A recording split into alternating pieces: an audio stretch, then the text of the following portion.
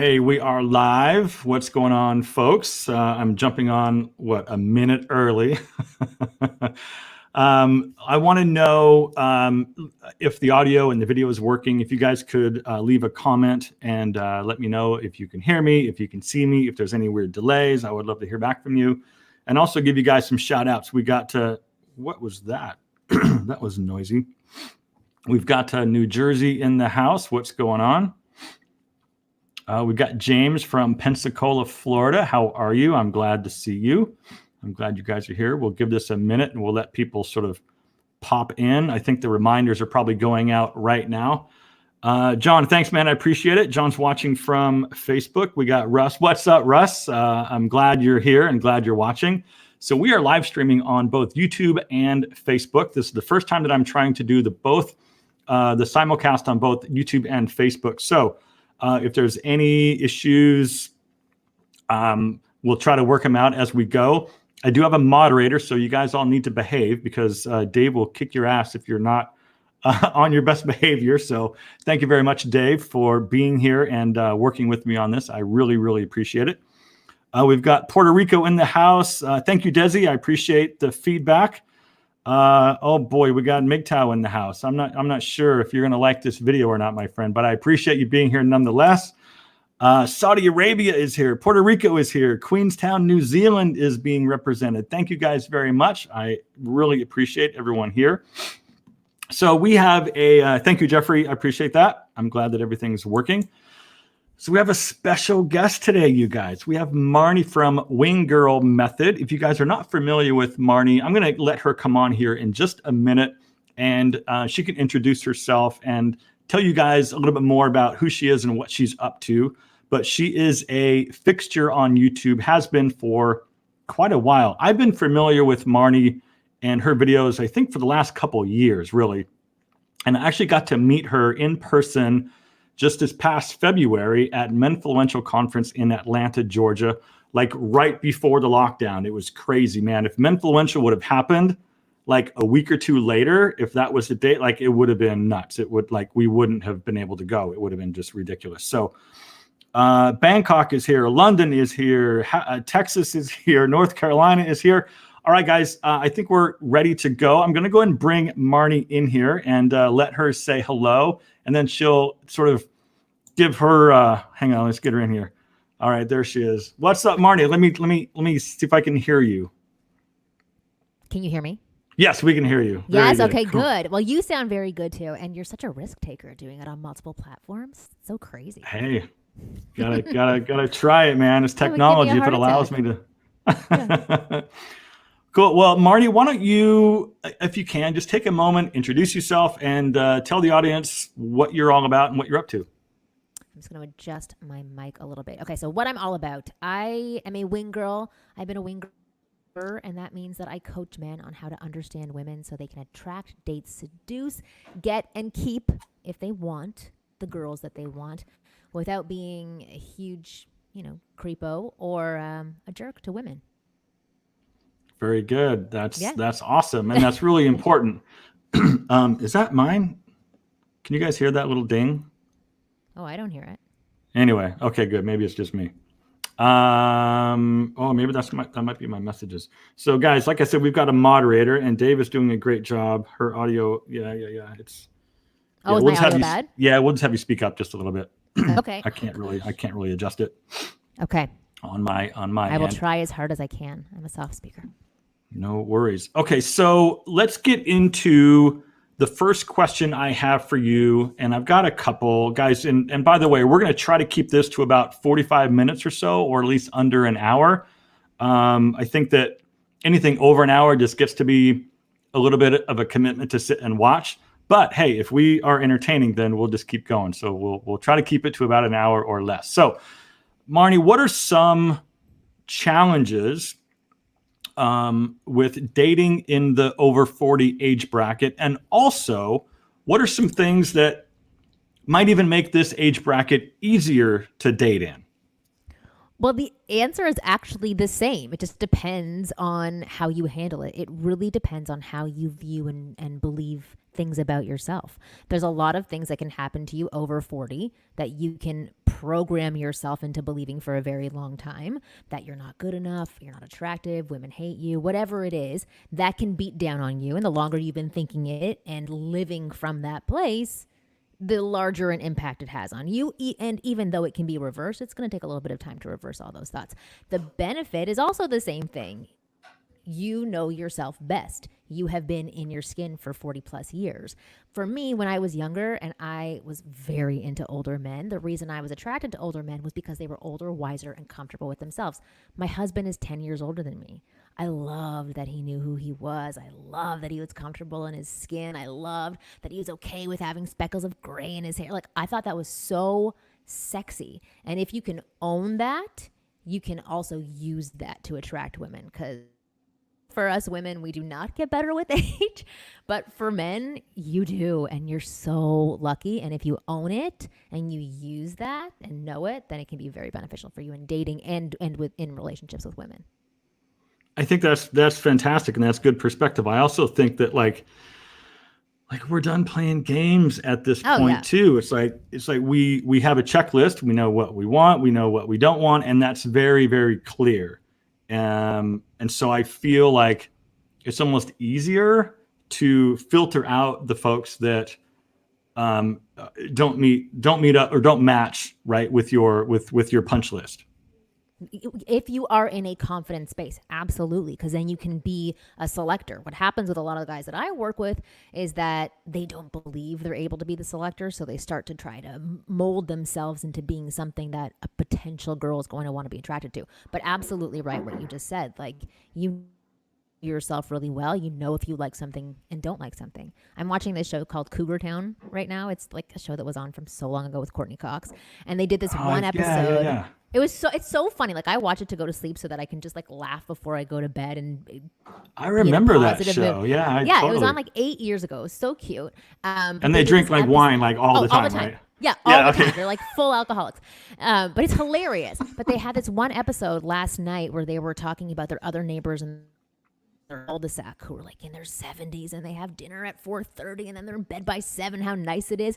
And they were just sitting around drinking wine saying like how great it is to like not care about what people think and wear a sweater if you're cold and just say like comments because you want to.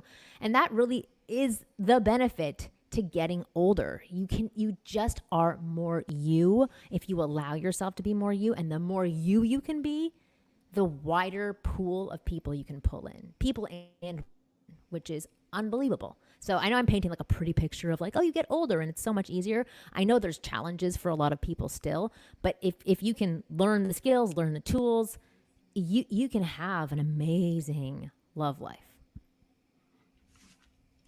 That's great. I want to pull some questions. If you guys got questions, drop them over here. I see somebody was asking about dating younger. What are some tips? Where was that one?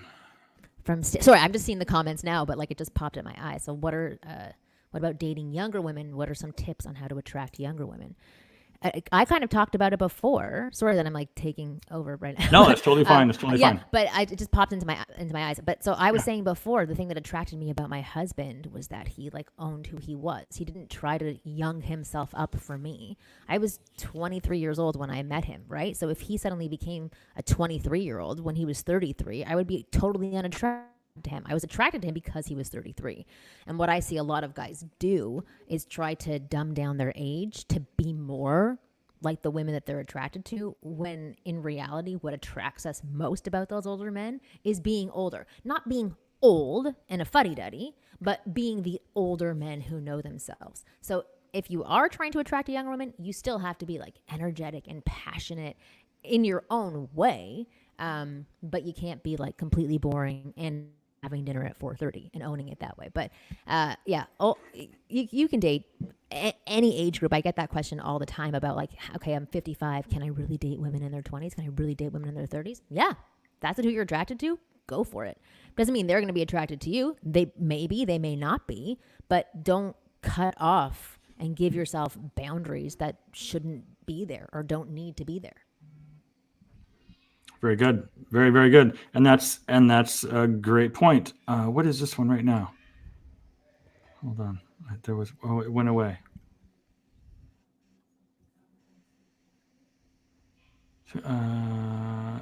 Let's see. Hold on. I love this. Sorry, this is like new for me too, but you can see like where it's Yeah, coming yeah, from, super like cool. So YouTube or it's amazing. yeah, it looks like both chats are working. Yeah, let's see. Dinner at Okay. 5:30 is fine. That's when I have dinner. How about dinner at 5:30? Yeah, fine. Okay, so let's go into. So I know that you have a ton of courses on your website that are geared for all sorts of different areas of dating and relationships and confidence and all of this stuff. So, and I know this might be a little broad, but what are some things, maybe a few things that men can do to increase their overall dating experience? For themselves or for the women that they're on a or are you saying like improve the experience so that you go on a second date? Yeah, basically have a better success rate of getting a second date, Okay. and just basically just enjoying yourself more on the date. I mean, not necessarily enjoying yourself, but basically having a better experience for both people involved. Well, okay, for having a better experience, it's number one, you have to first put yourself into the mindset of this date is for me too. I'm here for me. I'm not here to dance, please this woman so that she can invite me on a second date. Because if that's the mentality that you're going to have, you're not going to go on a second date because you're going to cut That's yourself actually, off I'm gonna, completely. yeah, Yeah, that's go ahead. actually a really, really good point. I'm sorry to interrupt you, but that just sort of sparked something in my brain. So no, go ahead, keep going. That was nice. No, that I no, but I'm glad I sparked something for you. So that was good. No, but that's like that's the biggest. That is the biggest thing because I have so many. I have an email coaching program, and so the guys who write me and they'll give me this rundown of their date and they'll say all the things that they did and they made her laugh and they tried to connect to her and they listened to her stories and I always respond back saying like, where was the date for you? Like, did you have a good time? Did you like her? Did you get to flirt with her? And so that's a huge thing for so many people. They forget to actually enjoy the dates for themselves, which cuts off their personality, totally doesn't showcase who they are as a person, and takes away any spark that she's going to feel. And so from that outcome, there's little tension being built, little attraction being created, and probably zero flirting happening because they're afraid to ruffle any feathers. So to ensure a good date, you have to have a good mindset. You have to flirt like crazy, meaning have a good time, be playful. You have to ask questions, be curious, listen to the responses, and then share about yourself. And then that's how you can guarantee that you have a good time. Not guarantee a second date, but guarantee that you're showcasing yourself the best. She's going to showcase herself the best because she's going to feel great around you because you can pull those wonderful things out of her. And then you'll both get to see if there's a spark there. I know that's not a sexy answer, but that's the bare bones of it. And I have many programs that help guys learn how to banter, learn how to flirt, learn how to dress well, and you do too. Like all of those components are part of it, but that's like the basics and the bare bones of what's really needed to be successful. So Stephen has a very interesting question. Is it selfish to not want to date women with kids younger than 15? No. Yeah, I don't think so either. It's personal Is it preference. selfish to not live the way that you want to live? Oh, that's such an American response for everything that's happening right now. I shouldn't actually put that into people's heads. But the truth is that you have preferences. Doesn't mean it's true. Women have preferences in dating. You online profiles. They'll say they're not going to date a man who's under 5'9". But I'm telling you, about 20% of those women have dated men under 5'9" because they meet men who are more than just their height. So I'm telling you that can be something that is not your cup of tea, but I wouldn't hold it as, oh, this girl is awesome. She has a child who's under this age. I'm not doing it. It's per case evaluate. But if it's something that's burned you multiple times in the past where you've just been, second fiddle and don't want to be involved in that anymore, then that's your choice, your absolute choice. So my friend Russ has a very interesting question. So I'm not sure about this one. Like I have no idea what's going on now with COVID and how that's playing a role in dating or dating apps. Like what's your feel on this? Oh, it's become so much better. I mean, I'm not dating now. But I do have single friends who are dating and trying to date seriously. I don't have a lot of girlfriends who are like, okay, I just want to hook up right now. I don't think anybody's really in that mindset. I have a few friends who are going through divorces, so they're liking going online and getting some attention, and having the delay of not acting as impulsively as they could have in the past. I think it's better because you can be more creative. You don't have up, at least from the waist down. It's like little effort, zero money being spent, and you can actually take more time to get to know somebody. And for women, it's a benefit because they don't get bowled over by their passion sometimes, which is not a benefit for some of the guys listening, I know, because they want some women to get bowled over by the passion. But I just think it just creates a better dating atmosphere for people. They can take more time to get to know somebody. And I will say that I'm talking about more serious things, but for the more casual take on dating right now, I mean, you've seen how Americans are acting about masks. I can guarantee, some people are still out and dating, still out and making out, still out and having sex in the first night that they're going and doing dating. So that is out there still. You just have to find like-minded people. I will say that the clash, different types of people in that belief system, I've seen that happen a lot, where like a woman will say, I'm not really comfortable because of COVID. Can we just do a phone call first? And a guy continues to push for in person. That's where a lot of clashes are happening. But it's also showing you potentially a different way of viewing the world. But a lot of guys pushing for that meeting are taking it as a rejection when a woman asks to slow down and delay, when in reality right now that's actually a real concern and fear for a lot of people. So they're saying, before I potentially get a life-threatening disease, I want to know a few more things about you. So Yeah. I would say take the time to do that. It's a long-winded answer, but basically I think it's better. And I would imagine that it's probably ruling out a lot of people that can't communicate effectively or hold the conversation, right? Because if you're on the telephone, online does that automatically. Yeah. Yeah, but it's interesting you bring up the point of like guys pushing for the in-person. If you can't carry conversation and hold somebody's interest on the phone or over text message, I mean, you're going to be ruled out for somebody who can, right? Or someone who has a sense of humor, someone who knows how to flirt more effectively. So that's interesting because you're kind of having to get to know someone, I would imagine, more over telephone or text message before actually going to meet this person. So it's really interesting. Yeah, for sure. Let's see, more questions. Okay, back to my questions. I'm running the show here. Okay. All right. So we're going to get to a lot of your questions because I did see some good ones pop up. And some of the questions that have been asked, I'm going to ask. So top complaints from women that you hear that men could do better? Like, what are some things that you're seeing or complaints that you're hearing from women about men on dates? Like, what could we do better on a date? Not listening is the biggest thing, and not really asking questions. So it's down to communication, which leads to further connection. So they're not connecting on dates because there is little communication, or maybe not little communication, but limited communication. So a lot of guys that I work with, some of the things they struggle with is they'll ask question after question after question after question, which is great, but they don't actually listen to the response, and then they don't engage in the response, which means sharing. Right? So there's like a two-way conversation. So that leaves the conversation extremely flat. So that's why the biggest complaint that I do hear from women is that there is little listening and poor conversation. And that's the same with online as well. Like if this is like a big exercise that I give to the guys that I work with, go online as a woman and just sign up for a female profile for one day and just see the crap that like comes our way.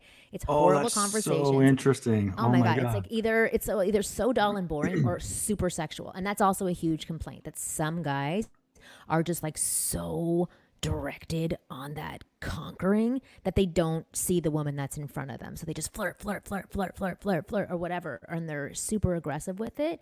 I think that both are two sides of the same coin.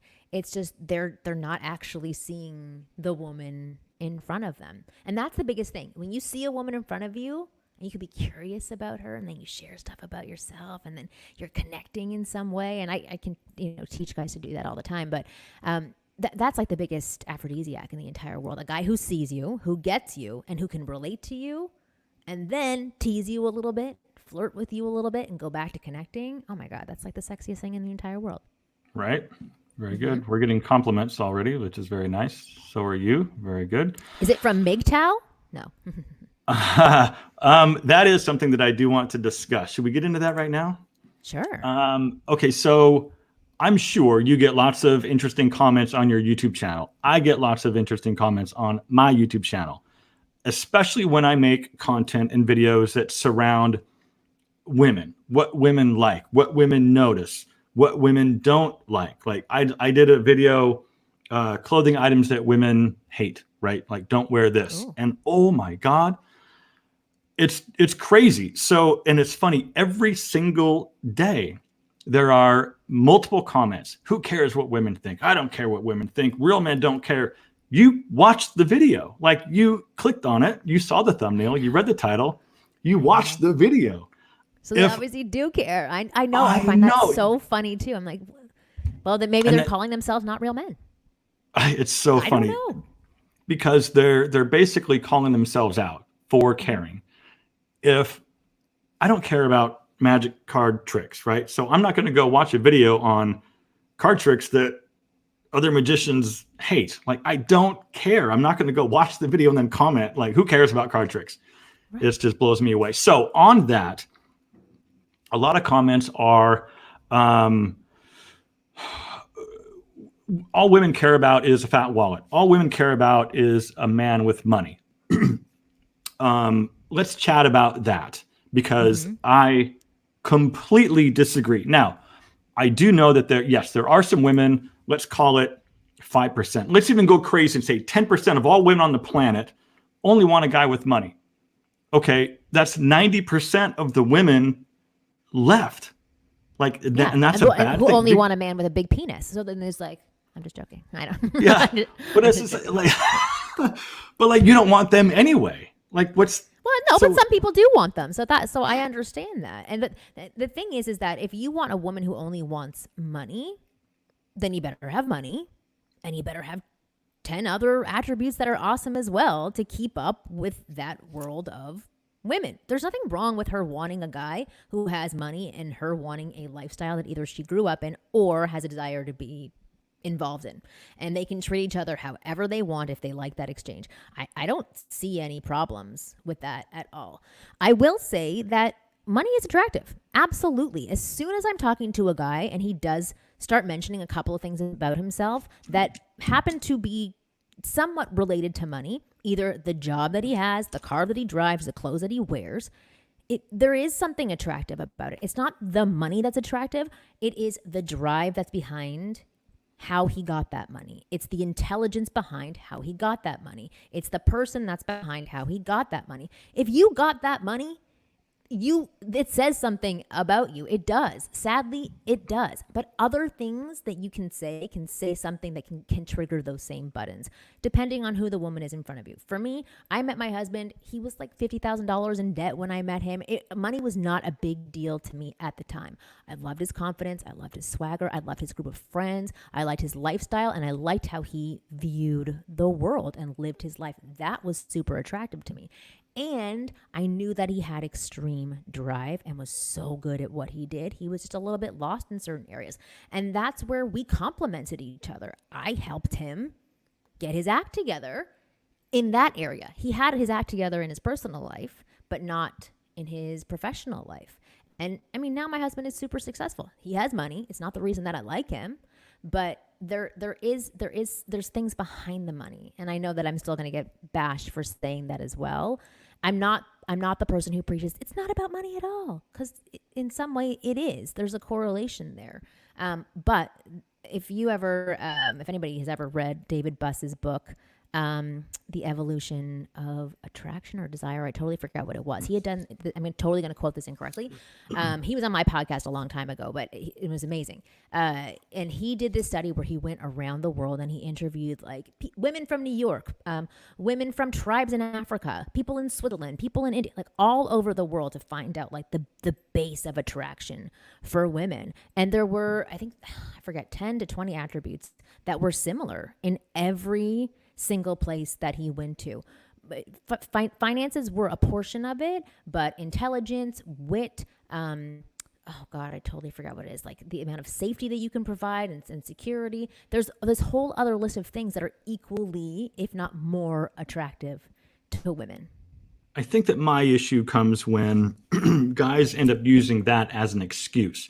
All women want is a guy with money. Well, no, they don't. There's only some that do. And if you probably don't want them anyway, if they're so focused and like, I mean, I understand your point of view. I totally understand your point of view, but these guys to just say all women this, like, no, that's not the case. That's so not the case. You know what we don't want? We don't want a guy who whines and cries about how we only want money and is bitter and angry about it and therefore bitter and angry towards us. So it's exactly. I completely agree with you. There is something way more attractive than money, and it has to do with how confident you are. And like you can still be confident without having money. You don't have to have money to be confident. Exactly. Anyway, I wanted to touch on that because it's like it's a hot button for me, and it's like I don't know. It's like Ferraris and Lamborghinis attract more dudes than they do women, so it doesn't matter what the car you drive. Okay, real quick. Yes, and I don't even like Ferraris and Lamborghinis. I honestly, I talked to my girlfriends about this the other night because somebody did drive by us, and I think it was a Lamborghini, and we both said, like, looked at each other and said, "Small penis." Like it was a horrible thing that we said, but like that was our first thoughts. It wasn't like, oh, that guy's so sexy. It was like he's compensating for something. I don't know why that was our automatic thought. And you see how bitchy I am now, but that's what we thought. Like we both were not turned on by that. Maybe when I was like 21, I would have been. I don't even know if I would have at that point because that seems like really douchey to me. Yeah. So Russ is asking, are there some techniques to break out of the friend zone easily? What can guys do to try to get out of that friend zone, Marni? They can stop being so darn friendly. Stop acting like a friend, and then you won't be seen as a friend. Because the only one who puts you in the friend zone is you. You don't have to be her friend. You don't have to be friendly. You can flirt. You can joke around. You can be playful. You can create tension. I've got two little kids coming into the room right now. Hold on one second. Boy. Sorry. They want to hear about this. They have to learn. They're two little boys who need to learn really early. Exactly. Yes. So anyway, how to break out of the friend zone? You just stop being so friendly. And here's the thing that you can do. If you're in the friend zone now with a girl, most likely it's because you're pleasing and appeasing. And as we talked about before, you're not really being yourself. You're not stating your opinions. You're not sharing your own experiences. You're not saying the things that you really want. And you're dumbing yourself down, and she's not seeing any of that. So the first thing to do is to take a step back from whatever friendship scenario that you're in and not be as eager to please this woman. Don't be so available. Go do other things. If you have plans, don't break your plans for her. If she asks you to come over and fix something at her house, just say, you know what, no. Or if you want to flip the switch on her a little bit, say, all right, I'll come over and fix your X, Y, and Z, but you have to cook me dinner. You have to do things that show you're not just like this really sweet guy who will do anything for her, because then all you become is this really sweet guy who's never going to sleep with her. That's what happens. That's when you become friend zoned. And again, you have the control over whether or not you stay there. Love that. Very good. Well, thank you for the super chat. So the next question, what should a woman's answer be when asked, what are you bringing to the table for the man who has it all? If a guy were to ask me that question? Yeah, that's interesting. I'd probably give him the middle finger, to be honest. If he were to ask that question, I'd be like, are you serious? Like I'd probably, or bust his balls in some way. Like that's such an arrogant question to ask. It kind of is. So that's my opinion. Maybe when I was 25, I would have been like, oh God, what can I bring to the table? But now I would just be like, I don't know what. Yeah, I wouldn't have an maybe. answer for you. I would just be like, you're douchey. Like I wouldn't want to talk to Yeah, you. if you wouldn't mind to expand on your question a little bit, because the way it reads is just a little off. But yeah, if you want to expand on that a little bit, maybe it's just coming from a place of confidence. Like I've got my shit together. Um, I don't know. I don't know. I don't want to interpret his question in a way that he doesn't mean it to Right. be And I, I, interpreted. I I kind of see that as well, where he's probably asking, like, what, as a man who has it all together, what should I want on the flip side? Yeah. That's up to you. What do you want on the flip side? There's some men who have it all together who are attracted to women who maybe don't have it all together, but are really good, not home carers. What is it called? Like caregivers who uh, and it depends on what your all together means as well. Like maybe you have it all Yeah. together in the business world and in work, and that's wonderful and great. But she has it all together in her mind, and she's a very stable person and grounded and has really nice values. It really just depends on what it is you're looking for, and that's why at the beginning of almost every one of my programs, the first section is about getting to know you and your wants. It's not even about like attraction. It's about just getting more clear on what it is you're looking for, what your values are, who you are as a man, what you bring to the table, and also just highlighting all these wonderful things about you. Because for most people who buy my programs, for far too long they've been presenting their negatives to people for a very long time, their doubts, their fears, their insecurities, and they're doing it subconsciously because they're thinking a certain way about themselves. So having them highlight their wonderful things, which some people don't think that they have until they start doing my programs, they're like, oh, I have 100 wonderful things about me. But I that's love that. that's really important for guys and for people to do in general, so that when you're out and you're interacting with people, you start to recall on those things instead of the negative things that tend to put you down. Very good. Dan has an interesting question. So Dan's turning 65 in 2 months and Oh, debating whether dating is a real option at this point. Any thoughts about guys well over 40? is he dead? Of course, it's an option. Are you Absolutely. alive I and would like say have energy and want companionship? Yes, absolutely. I don't. It's an absolute option. I have tons of clients who are between the ages of 60 and actually 75. I have a couple of clients who are like in their 80s. As long as everything in you says, I want to find somebody to either whatever level of want you want, for a sex partner, for companionship, whatever your wants are, there's somebody on the opposite side of what you're looking for who wants the exact same thing. There's tons of single women out there. I don't know what your preferences are, but there's tons of other single people who want it as well. You're not dead. yeah, totally agree. Totally agree. And I say that all the time. It's like you're not dead yet. You've got, Yeah. whatever you've got left, at 40 years old or 45 years old, you've got basically half your life left to do whatever you want to do with, Yes. basically. So Yes. absolutely. Yeah, you saw Uh, Rob Reiner just died 2 days ago. He lived to like 98 or 99, still working up until the day that he died. I'm not saying wow. that working is the same as dating, but he had stuff to give up until that age, and so do you. And you're 30 years younger than him, so yeah, Yeah, keep living. absolutely. Go get it, Dan.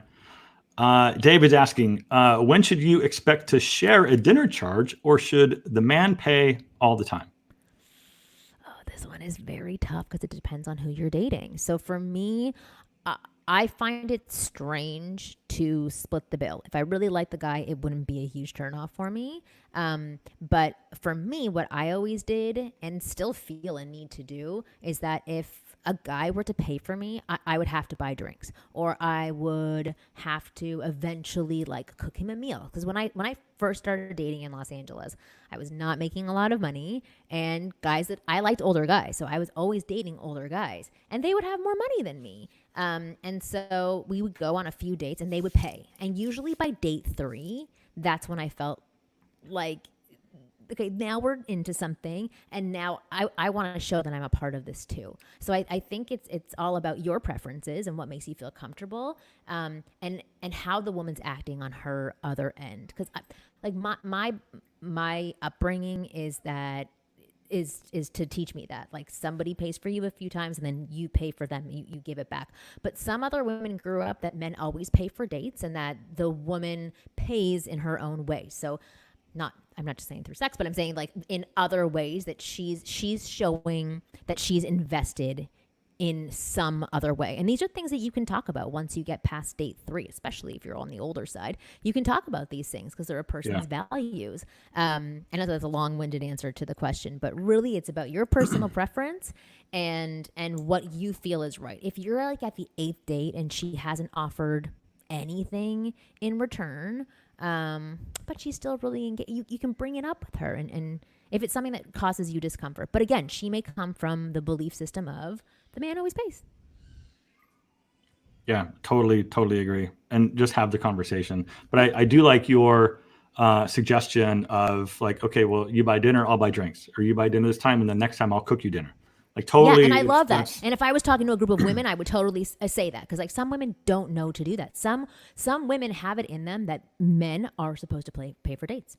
Even women who are in their 20s have that belief system from the way that they grew up. So sometimes it doesn't indicate she has no interest in you or that she's using you or that she's like a money hungry lady. It's just her upbringing. So you have to start evaluating the other pieces of the puzzle to see what the real answer is. So if she's like kind of blowing you off, get together with you every once in a while, but when you do get together, you always pay, that's a totally different story. Yeah. But if you guys are hanging out with each other, you're connecting, you're getting intimate with each other, she's asking you to come to things with her, you're forming a relationship, then it's not an indicator of anything other than she may not know to offer to pay every once in a while. Yeah, I dig it.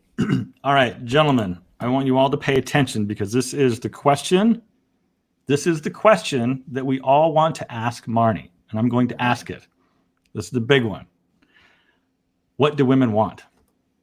Everything. What do women want? So this is what Connection. Everybody wants to know. Like every single dude, even married dudes, like, what do we want? What do we want? What do women want? We want in a nutshell. Connection. We want to be seen. So even if anything that you learned anything from the Us Too movement, it's that we are always putting a facade on. We're not saying our real wants all the time. Trust me, many women are, but there's a lot that is ingrained in us that we're not able to speak our minds fully because it's impolite, or that there might be a repercussion for it. So when a man can see us and connect to us and hear us, oh my God, it's the sexiest thing in the entire world. So like, even if you're on your first date with a woman and you talk to her about like her childhood, and you say, oh, like what kind of activities did you do while you were growing up? And she said, I danced. I really love dancing. And you say to her like, oh, how did that make you feel?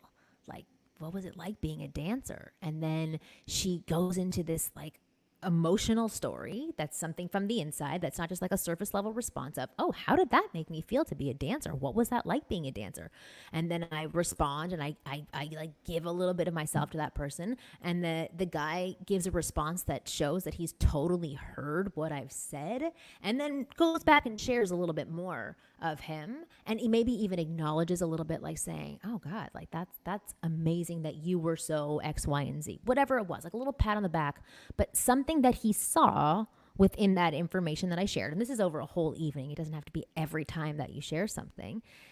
If he can see something in me and want to hear what I have to say, that is the sexiest thing in the entire world. If on the opposing side is also, a calm, cool, collected man who's very comfortable in his own skin and isn't just asking these questions to get something out of me and to take the attention off of himself. You know what I mean? Yeah, it's got to come from it's got to come from a genuine place. And I do love that you touched on asking like follow-up questions on like, how did that make you feel? Or how does that make you feel? Like, what did you feel when that happened? Like, what was that like for you? Love all those. Yeah. We had this follow-up questions. I had this one Facebook Live a couple of weeks ago. I have like a members group for anybody who buys a program of mine. They get free access to this members group on Facebook, and I do lives every week, which you're going to come on in a couple of weeks, which will be fantastic. Yeah. And so I had one of my friends, Tara, who's a couples counselor, and she is certified in safe conversations, which is, oh God, what are the therapist names? They're a married couple. They're really old, and they like cracked the code on how to have a successful marriage. Did they write the love language book? No. Oh, but I love No? love languages too. But Okay. I forget what there's called. Anyway, they have this thing called safe conversations, and so she did it on me, where she asked me a question, and then she said something like, "I really hear what you're saying to me. And I can tell that you feel really sad about this right now." And as soon as she said that, like, I can tell you feel, I was just like, oh my God, I'm in love. Like, I couldn't, she's a girl. She's my friend. It's just, there's something in me that automatically goes, oh, I feel closer to you now. And I know that guys don't always want to feel close to a woman, because then they're afraid of being in that friend zone. But you have to have a portion of that connection, because then if she's addicted to you on that level where she feels like safe and secure around you and she can be her real self, with a mix of, oh my God, he's flirting with me and teasing me, and like knows how to really be playful with me, like that is like the go-go juice for women. And it's so super attractive having that balance there. But the safe conversations, oh my God, like just saying, I hear you and I get it, like, is amazing for anybody, I think, but more so for women. That's awesome. Guys, I hope you're getting something out of this, because this is good stuff. Marni, thanks for being here. So my friend Dwayne, Jesus, Dwayne sent $50. So this is the bar now. Dwayne set the bar, guys. You've got to like come up and meet the bar now. What is he paying for? That's amazing. It's the super chat. You guys hit the little super chat thing, and you can. So Sunny has a question. Sunny had a super chat for $5. Thank you very much, Sunny. So girls take professional or semi-professional Instagram pictures on Facebook, Instagram and Facebook. Should men also do something like that, or is it too much? And I'd even go maybe a step further and say photo quality on dating apps. Should you hire a photographer, or is the cell phone selfie good enough? Like, what's your It gauge on depends that? what the picture ends up looking like. If it's too posed, if it's too like pristine, if it's too cheesy, it's not going to be attractive. And like, so it's funny because I'm doing advertisements on Facebook right now for my brand, and advertisements on YouTube. And so we've been I've seen experimenting. your YouTube ads. Yes. Oh, you have? I just started doing them, and they've been doing really well. So we've been experimenting with me taking my iPhone and filming some ads, or me having these very polished, scripted advertisement. And same thing with my images, like really nice images versus these like authentic images. And the truth is that the ones on my iPhone do better overall, like for all the testing, like they've always proven to be better. Anything that looks like real and genuine. So even the pictures, for example, and this is what I would say for people who have like their Instagram pictures or their online dating profile pictures of you when you are in your element. And I know that's hard to find right now, but that are really natural, and you having a good time, smiling just slightly off camera with like a little bit of a smirk, not like a huge smile. Like those are the sexiest pictures ever, because you always happen to look good because you're just in a moment, and that's what's super sexy. So I've seen thousands of people's profiles now, and they have sometimes shown me pictures that are done by professionals that are like so cheesy and so posed and like just so kind of not very attractive. So it depends on how you do it. But on Instagram, like mixing it up, you're doing new photos all the time. So like having one photo of you that's like really posed and cool, and having a professional picture, and then the rest be authentic and real. It's great. Very good. I had somebody tell me to read Dwayne's comment. Dwayne said, see previous comment.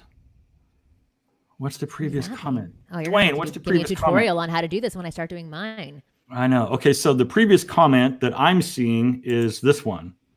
On the flip side, what don't women want on a first date? So this is the previous comment, Dwayne. Unless you text me, Dwayne, and let me know what your comment is, and then I can ask it. But I think Dwayne's a friend of mine, so he's got access to me. Oh, okay, gotcha. I don't think. I mean, I think I've already kind of answered that. Yeah. Don't. I think we've Yeah, kind of covered that. they don't want someone who just asks questions and doesn't listen to the answers. Someone who doesn't share anything about themselves. I remember when I first moved out to Los Angeles, my friend Jody introduced me to her friend Jeremy to try to set us up. And we went out to hang out somewhere, and I kept asking him questions, like to get to know him. And every time he would have like some playful, like joke response. And the first 2 times I was like, that's funny. By the 3rd time, I was pissed that he wouldn't answer me. And then I just like shut down where I'm really positioning myself as like such a bitchy person, but I'm actually a lot nicer than how I'm standing right now. But I just got annoyed afterwards because I'm like, if you don't want to have a conversation with me, I can't keep putting myself out there. I get that you want to be jokey. I get that you're trying to flirt with me, but you have to give something. And I'm sure that many guys feel the same way when they talk to women because women don't give very much sometimes. But I would say, so the negatives for dates is that either you go over the top and you just try and flirt, and you don't actually engage in a real conversation. And by the way, this is when I was 23, when I was having this conversation with him. So it's not like I'm, my age now. And I get mad about that. I didn't like it when I was 23, and I wouldn't like it now at my age. It's just not appealing to me whatsoever. Gotcha. So I found Dwayne's previous comment. So Dwayne is a Ferrari owner. He's actually taken me on a day trip in one. It was very, very cool. Dwayne's a good guy. Lamborghini, not a Ferrari, so I'm not. Yeah. She said Lamborghini. To be fair. Guys buy sports cars of all shapes and sizes and brands because of heritage, technology, and he's saying don't put us all in a box. Absolutely, 100%. I hear you, but I do want to say one thing to Dwayne. This is just my opinion and my preference as a woman. There's tons of other women who are like, oh my gosh, a Ferrari, that's so sexy. And my dad's a car guy. I grew up with like vintage cars in my driveway. And so I appreciate like the machinery behind these super expensive cars. But I am telling you my honest opinion and my girlfriend's honest opinion, not every woman's opinion, that when I see that people who drive Lamborghinis at first glance are not my cup of tea. Once they open the door, once they start talking to me, that could be a whole other story, and they could change my point of view. So, like, there is no insult towards the Ferrari at all. Yeah. So, but this is it gets back to first impression, and I have another question. We're going to wrap this up here pretty quick. We're about 45 minutes in. I have it written down. Okay, so we talk about confidence and self-esteem a lot on my YouTube channel. Hang on, that's not what I wanted to do. I'm going to end on that one. How important is a man's sense of style through a woman's perspective when it comes to making a first impression? Because getting back to the Ferrari situation, I mean, the first impression is the first impression. You're responsible for your own first impression. And I wrote this a long time ago. Actually, it's in my style guide. I have a free style guide on my website. If you guys haven't downloaded that yet, if Dave can, I think Dave's got my web address. He can post in a comment. In there was a study done, and I don't have all the numbers, but it was like 80% of women would like not use their cell phone, not go out to dinner, and even like not have sex for an entire year just to be able to have a man with a better sense of style. So what's your take on that? So at the beginning of the show, you mentioned that I had met you at the Menfluential conference. Yeah. When I walked into that room, and I thought I looked pretty good, but when I walked into that room, I immediately was just like, oh my God, I'm in like the mecca of men right now, and I must look absolutely horrible. Like, I was immediately intimidated. I was just like, oh my God, these men are like pristine. Every man there was just like not even expensive clothes, but just like so well put together. And then Kristen, who's my co-host on my podcast, I was like, oh my God, you're going to die when you get here because style is so important to her. But like her tongue fell out of her mouth when she came into the room. Like just to see all these men like put so much care and effort into how they look. Oh my God, was absolutely amazing. And that is a way better first impression than like a guy walking around with a very fancy car, like a big wad of cash. Like that it's so sexy when a guy can put himself together well. It means he takes care of himself. He's clean. Like, same thing with an apartment or a home. When you walk into a guy's place and it's like put together and like there's all the kitchen appliances in the kitchen in the right spot. Oh my God, it's like the biggest turn on in the entire world. I don't know if I'd give up my cell phone for that, but I know that, oh my, yeah. So my husband tricked me in the beginning when we were dating, because I would go over to his apartment. He was like big on setting the moods with candles and stuff. We'd have candles. He'd have like certain music playing. He's still very great at doing that. But in his bedroom and his home, he had everything put away. He had it all shoved into this one closet. I did not know that at the time, but into this one closet. So I was like, oh, he's so clean, which is very important to me. Then cut to several years later and we're living with each other. He's a slob. He like literally will walk over a piece of Kleenex and not even know it's there, like that he's dropped on the floor. It's disgusting. And it gets under my skin. So if you were to say to me, if your husband could be completely clean and like well put together and you have to give me your cell phone, I think I might take you up on that offer for sure. Interesting. So what you're saying is it's important.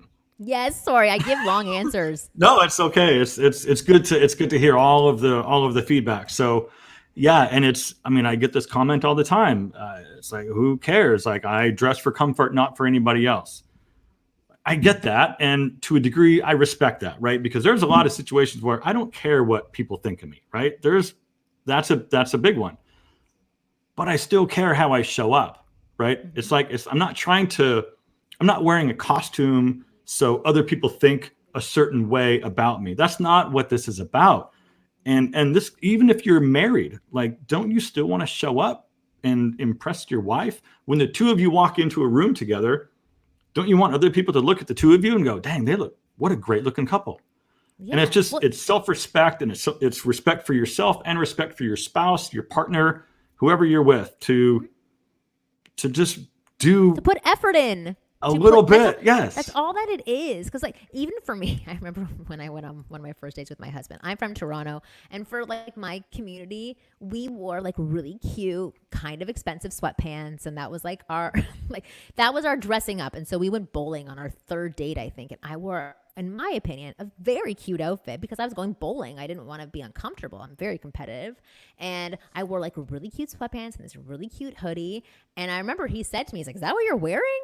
And I was like, yes, it is what I'm wearing. I was like proud of my outfit. I know. And then, but like for me, that was me also putting effort in. Like, I remember standing in front of the mirror for so long, evaluating myself, and not because I'm trying to impress somebody else.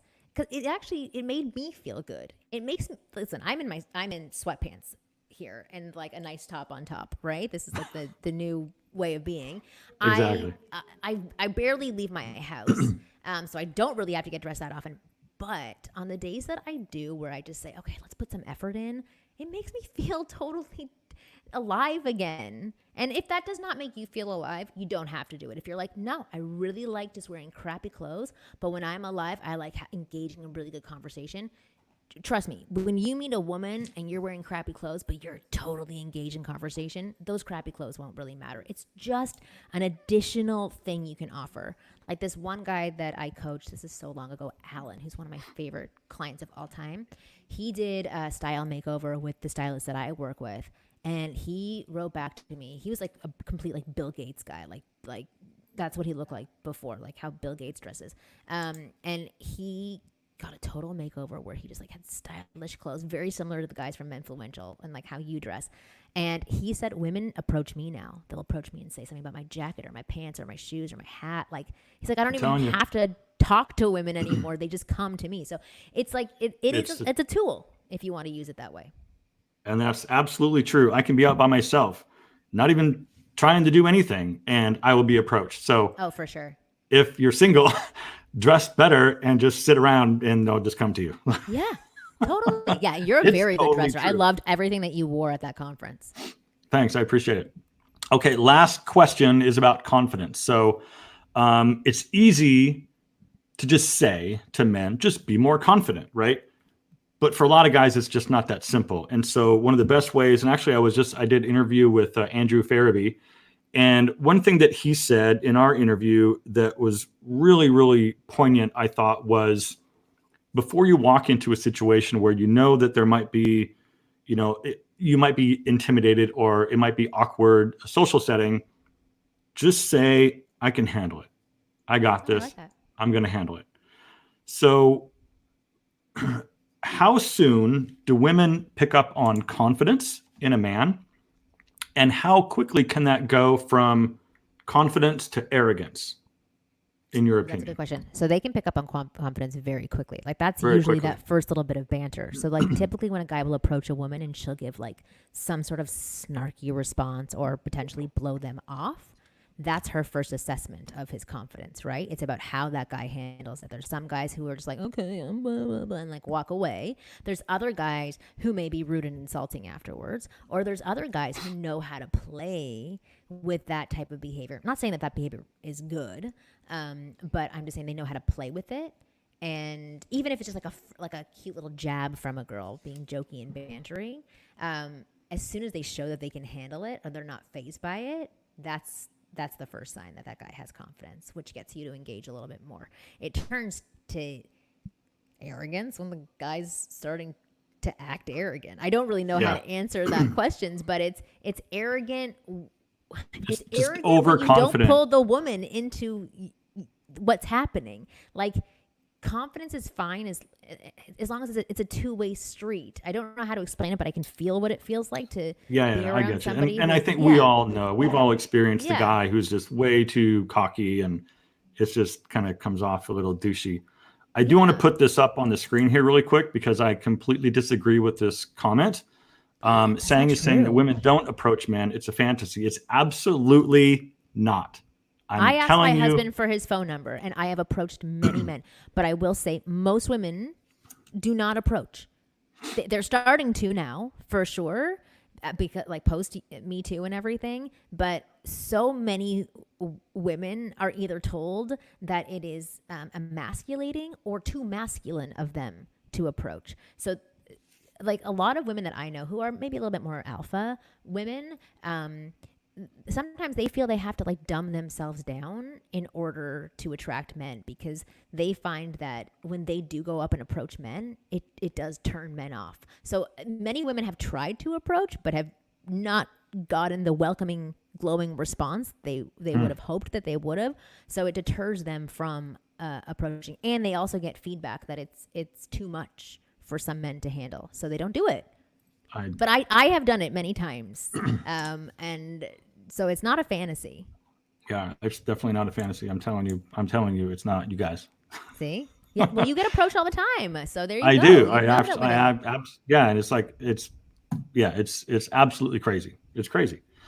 Marni, I want to thank you for coming on. It's been right on an hour, just under an hour by just a few minutes. So where can we go to find out more about you? Because you've got a ton of very affordable courses, and you've got a ton of courses. So where can we go to find out more about what's going on with you? Well, okay, I'm going to send you to two places. One is winggirlmethod.com, and I suggest signing up for my newsletters because then it'll tell you everything that I have and every bit of information. Plus, it's going to give you daily digestible information on how to be the man women want and the man that you've always wanted to be.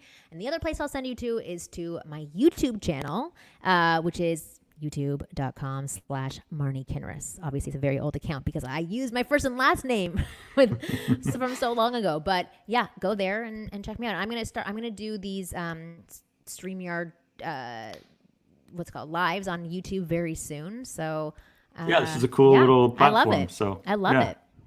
Yeah.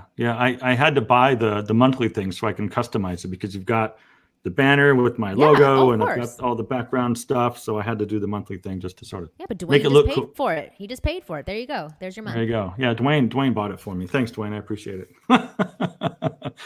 All right, guys. Yes, someone's asking if this is going to be available for replay. Yes, this will. I think there's going to be a little bit of processing time as soon as we end this, but it will be on my YouTube channel within probably an hour or a half hour. So you guys can watch that back again. You can leave comments. I do check my comments, as you guys all know.